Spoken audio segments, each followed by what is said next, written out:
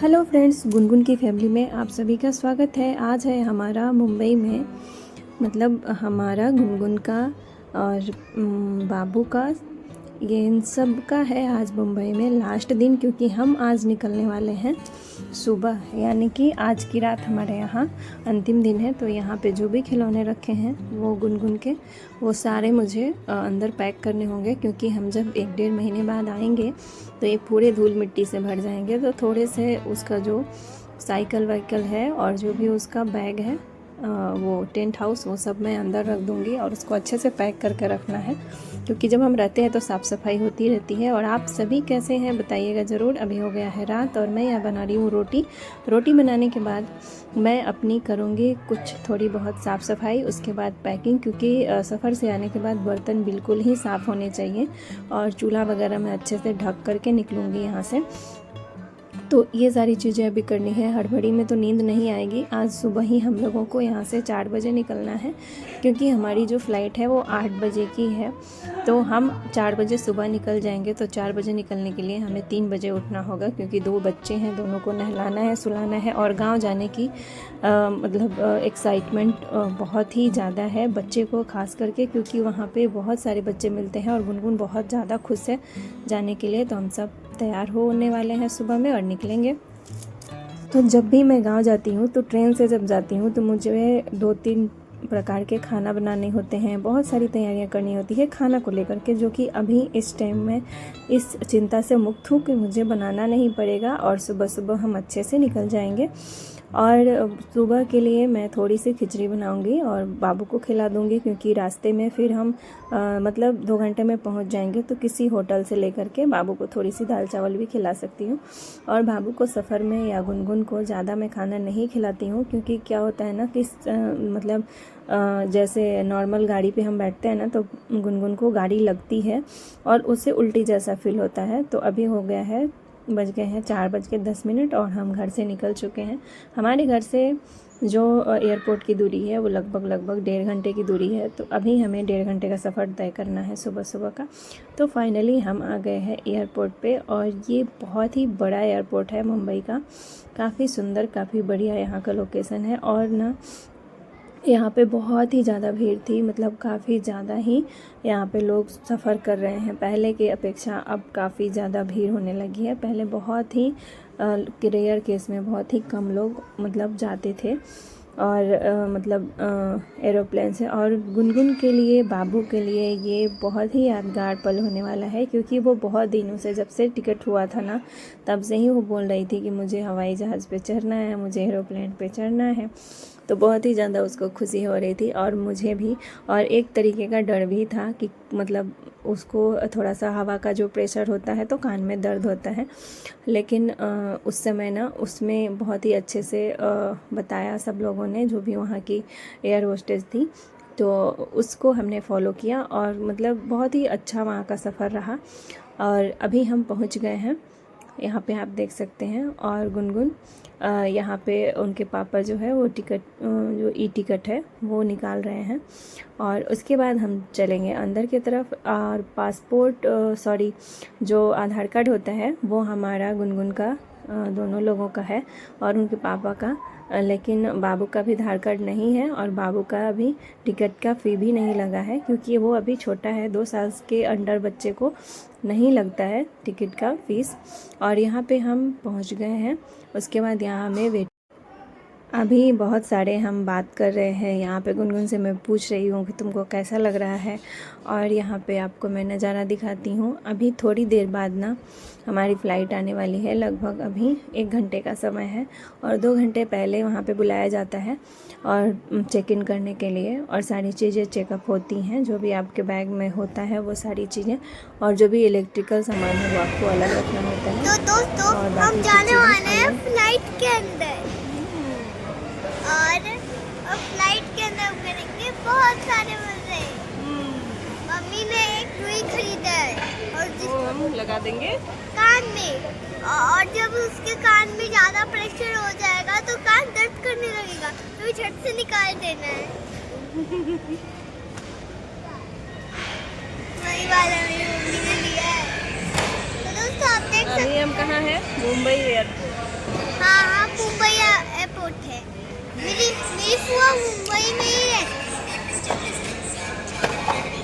और हम कहाँ जा रहे हैं? हम गांव जा रहे हैं। हम जा रहे हैं Patna, Bihar. Any passenger named Miss Andrea Fernandez and Mr. Clifton Sam traveling on Indigo flight 60515 to Srinagar.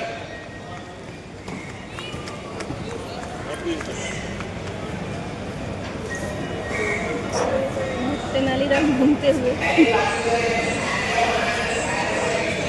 अब इन महाशय को आप देखिए, ये अपना चप्पल पहन रहे हैं और इधर उधर घूम रहे हैं क्योंकि इनको यहाँ पे स्पेस मिल गया है और काफ़ी देर बैठने के बाद इनको थोड़ी सी आज़ादी मिली है घूमने की।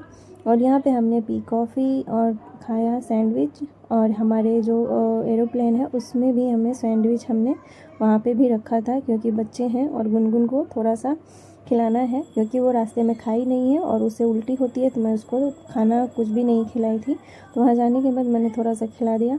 और अभी आपको मैं एक चीज़ दिखाती हूँ, उस मतलब बाथरूम का वीडियो कौन बनाता है? मैं बनाती हूँ क्योंकि इसको मैं पूरा याद एक जो है ना वो समेट करके मेमोरी रखना चाहती हूँ।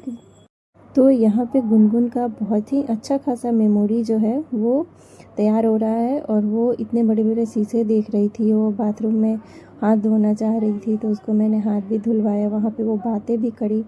और उसके बाद हम वहाँ से निकल गए, गुनगुन को मतलब सुसु करा के मैं वहाँ से आ गई।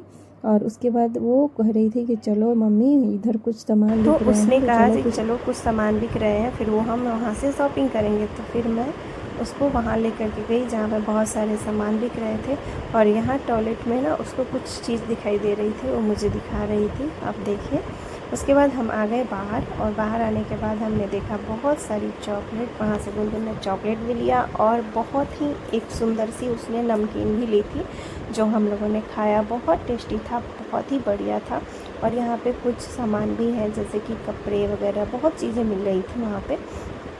तो यहाँ का के कपड़े, एक तो मुझे ये चीज़ लगी कि वहाँ बहुत ही ज़्यादा एक्सपेंसिव है, जैसे कि जो हम नॉर्मल मार्केट में लेते हैं ना उससे ज़्यादा वहाँ पे महंगा मिलता है। हाँ ब्रांडेड है और सब मतलब अच्छी चीज़ें हैं, क्वालिटी अच्छी है, लेकिन उस हिसाब से आपको पे भी करने होते हैं और मुझे लगता है कि ज़्यादा ही करने होते हैं। आप सबको कैसा मतलब लगता है यहाँ का शॉपिंग के बारे में कुछ बताइएगा मुझे तो बहुत ही ज़्यादा लग रहा था। किसी भी सामान का जो मैंने पूछा है तो मुझे नॉर्मल से ज़्यादा ही चार्ज लग रहे थे। और मुझे लग रहा था कि यहाँ पे बहुत कम ही लोग शॉपिंग कर रहे थे, जैसे जो लोग मतलब जिनके पास बहुत ज़्यादा समय है या फिर बोर हो रहे हैं शॉपिंग मतलब के लिए, उनके अगर दिमाग में कीड़े दौड़ रहे हैं कि मुझे कुछ शॉपिंग करने हैं तो वो कर सकते हैं। या अर्जेंटली कुछ मतलब अगर आपको लगता है कि यूज के लिए चाहिए, छूट गया है, तो वो आप ले सकते हैं। नहीं तो मतलब बहुत ही ज़्यादा लोग शॉपिंग करते हुए मुझे तो नहीं दिखाई दिए। बाकी थोड़े बहुत लोग तो घूम ही रहे थे और शॉपिंग कर रहे थे। और यहाँ पे आ गई हमारी जो बस है वो, जिससे हम फ्लाइट तक पहुँचेंगे। तो हम यहाँ पे पीछे से अभी क्लिप बना रहे हैं और ठाकुर जी गुनगुन चढ़ गए हैं उसमें। और गुनगुन यहाँ पे बोल रही थी कि इसमें हम बैठने के लिए सीट नहीं है मम्मी। तो वहाँ पे तो बस 3 से 4 मिनट ही लगते हैं पहुँचने के लिए अपने मतलब फ़्लाइट जहाँ पे रुकी हुई है वहाँ पे। तो अभी हम लोग चढ़ गए हैं, अंदर जा रहे हैं। और उसके बाद से हमारी जब फ़्लाइट खुली तो बहुत ज़्यादा मतलब जैसे ना एक जो वहाँ पे जो सीढ़ी होता है वो लगाई जाती है, उसके बाद ही लोग उतर पाते हैं।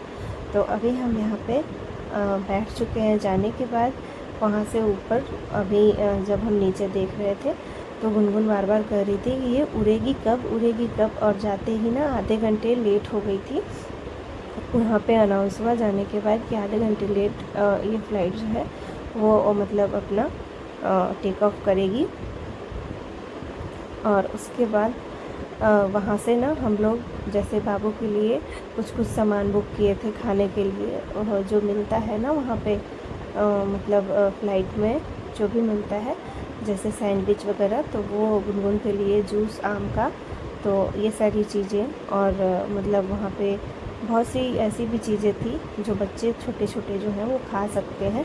मतलब नॉर्मली छोटी मोटी भूख आप मिटा सकते हैं बच्चों को वहाँ पे रख सकते हैं। और वहाँ पे जो वहाँ पे पायलट थी वो बहुत ही अच्छी थी, बहुत ही अच्छे से उन्होंने मतलब इंस्ट्रक्ट भी बहुत अच्छे से कर रही थी वो। और जो वहाँ पे अंदर जो रहती हैं एयर होस्टेस, वो भी बहुत ही अच्छे से समझाया उन्होंने कि कैसे आपको अपना एयर बैग रखना है, कैसे यूज करना है, कैसे मास्क लगाना है ऑक्सीजन का। और सामने ऊपर ऑक्सीजन का मतलब बटन भी होता है, वो भी यूज़ कर सकते हैं। और एक बटन मुझे सबसे अच्छा लगा जो कि दबाने से कोई भी प्रॉब्लम का सोल्यूशन वो कर देंगे और उनको इंडिकेट हो जाएगा कि इस सीट नंबर से आपने बटन दबाया है और वहाँ पे आकर के वो आपकी मदद करेंगे।